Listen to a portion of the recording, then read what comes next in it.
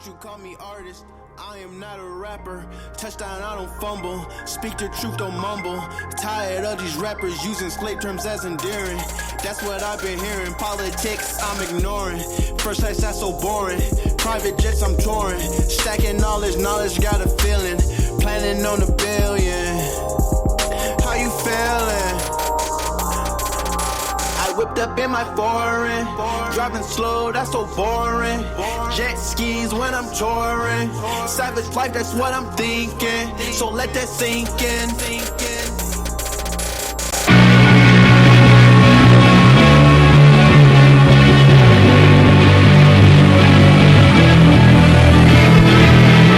Welcome to the show.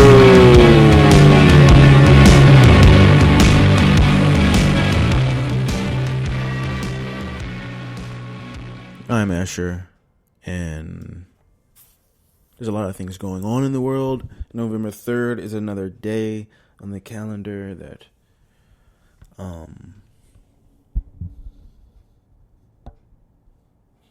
it matters to some people.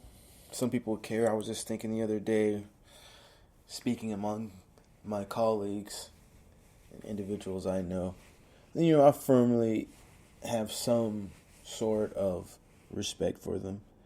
You're doing a podcast. You got people who want to make money all the time, and you got people out here like, look, I'm just going to be talking and then figuring out not what the audience wants to hear, but what needs to be said. And there needs to be a record of it being said. And if that attracts people who want to do me, some consequence of whatever it is, because, words have power.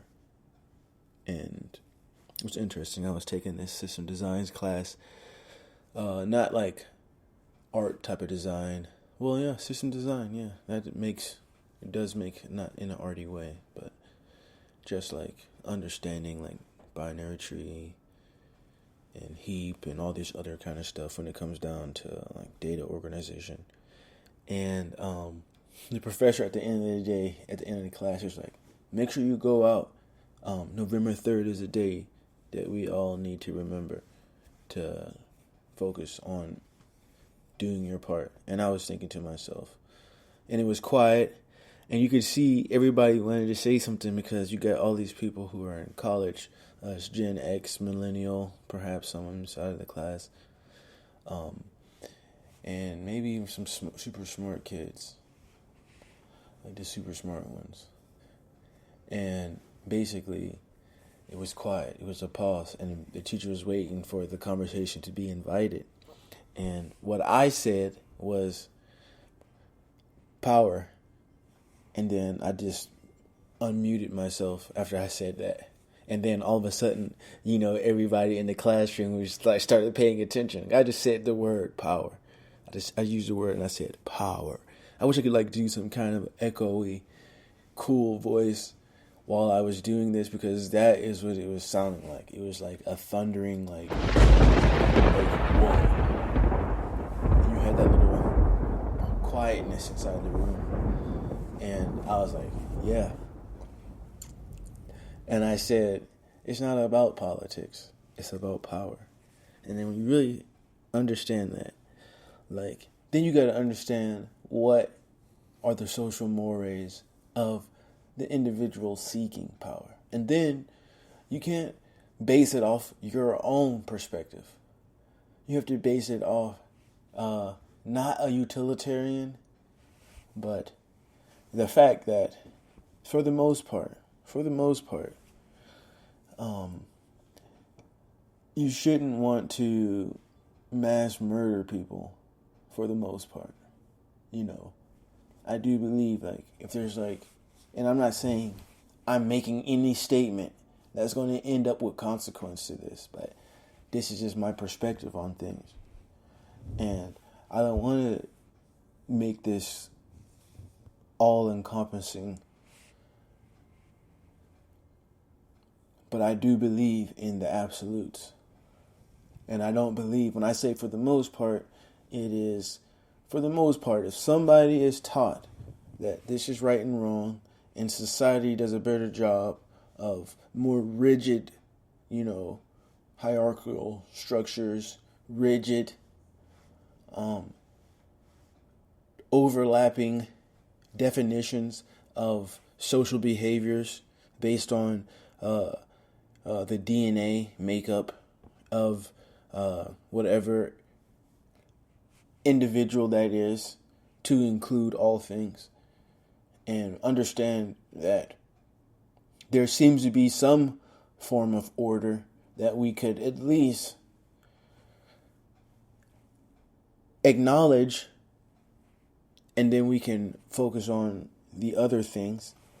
But I believe if those values are put through them and taught to them, and not in some indoctrinal type of way, just understanding like, yeah, look, this is even the basic structure and DNA follows this order. It doesn't interpret a moment in the developmental stage and then veer off, because there's a whole bunch of functions that have to be happening together, or have to happen together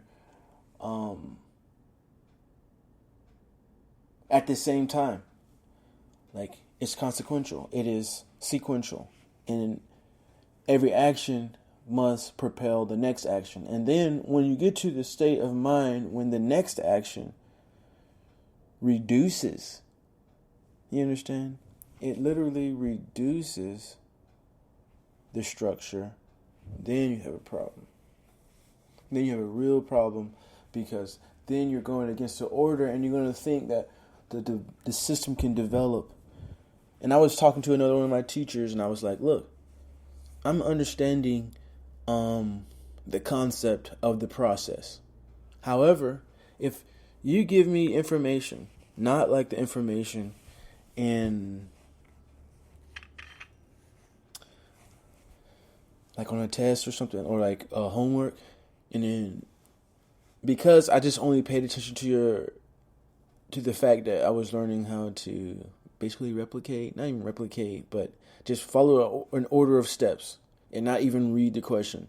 And it's, look, oh, I see this word. This means it's going to be a correlation, or it's going to be a proportion, or it's just using that as an example.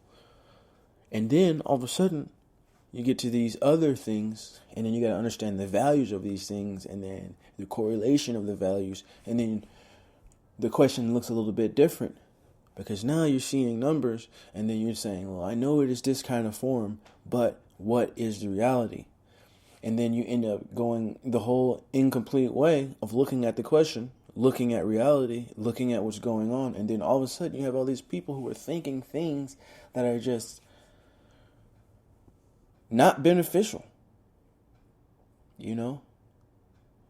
Okay, there's great people out there, and I'm not casting down people who deal with these issues that are trying to undermine, order. And that's what I would call it.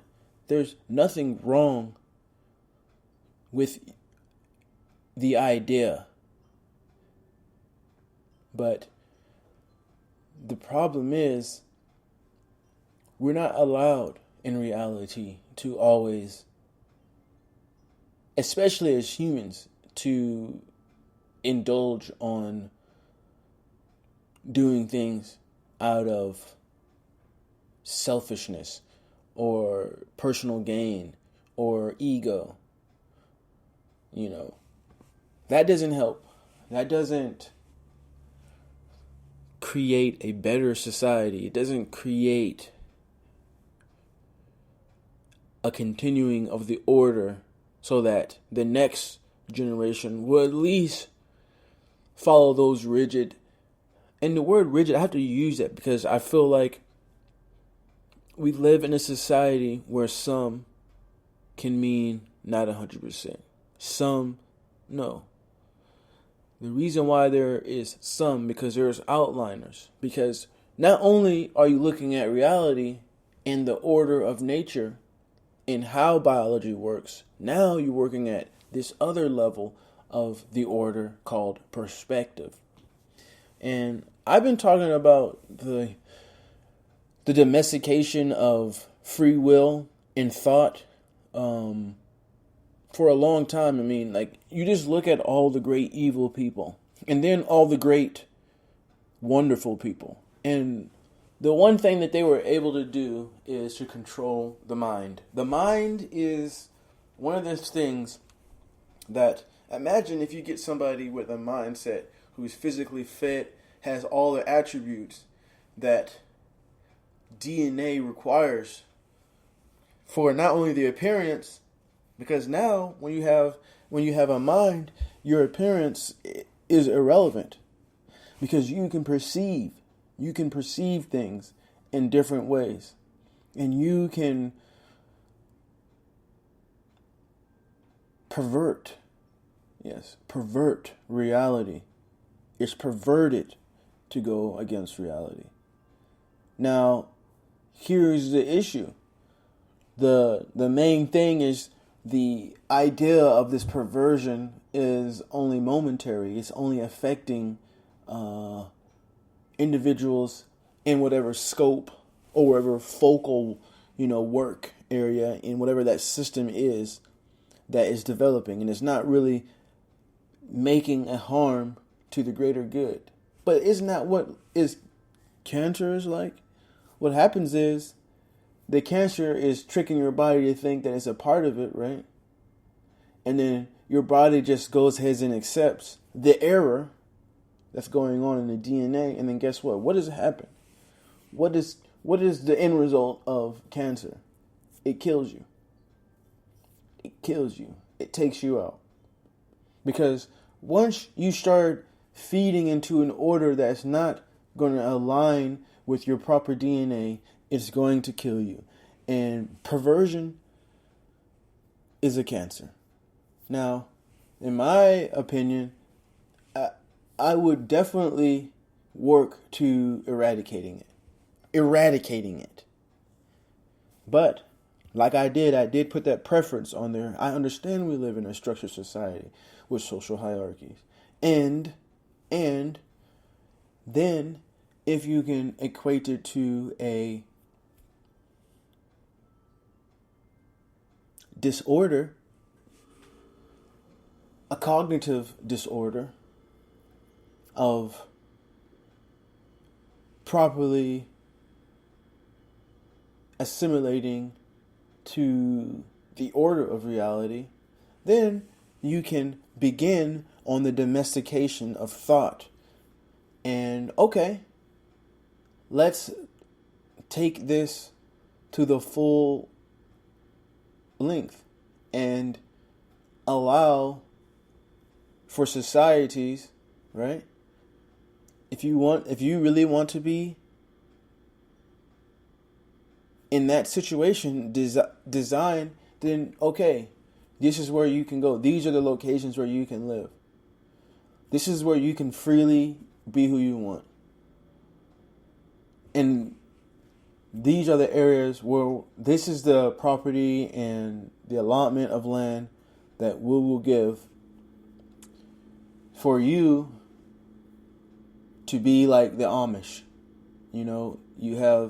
You accept the rules, you accept that you're in this place right here. We don't really bother you too much, but you don't try to impose your point of view. It should be not a part of society. Unfortunately, that is where I'm at. That is a compromise I would make. Of course, that would seem like a restriction, but think about if you really look at it, and this may sound like I'm being unreasonable, but if you really think about it, the sick animals die off first. And we have all these thoughts of evolution, and there's that idea that people are waiting for some evolutionists to come out and to really make a statement that can really disarm the idea that there is a heavenly creator over all the earth. And It's never been done.